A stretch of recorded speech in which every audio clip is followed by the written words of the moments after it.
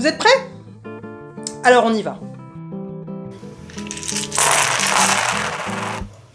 Partons du principe que les pions noirs sont les élèves et que les pions blancs représentent les AESH.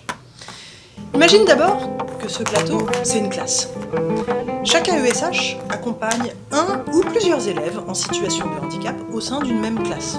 Change de classe et d'élèves plusieurs fois par semaine, et parfois même plusieurs fois par jour, et parfois même sans trouver de place assise. Et comme l'amplitude horaire d'ouverture d'une école ou d'un établissement dépasse rarement 30 heures, il est rare que les AESH puissent travailler à plein temps. Alors, comme un temps partiel ne suffit pas, il faut cumuler les boulots pour avoir un petit complément de salaire. Mais un temps partiel d'une 30aine d'heures, et en plus dans ces conditions, c'est quand même déjà épuisant, non? Alors comment on fait? Je vois que tu commences à comprendre, mais c'est pas fini. Imagine maintenant que le plateau, c'est un pial. Qu'est-ce que c'est? Le pial, c'est une zone avec plein d'écoles et d'établissements. Dans le pial, il y a donc plein d'élèves, et autant que possible d'AESH. Mais comme tout le monde est mal payé et quand même un peu déconsidéré, il est difficile de recruter. Alors il y a des gens qui se sont dit que ce serait sympa de mutualiser les AESH pour accompagner encore plus d'élèves.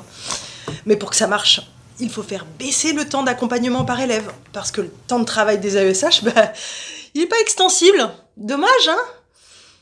Et puis, quand ça marche plus, on peut aussi déplacer l'AESH à l'intérieur du pial pour combler les trous, en déshabillant certains élèves pour en rhabiller d'autres.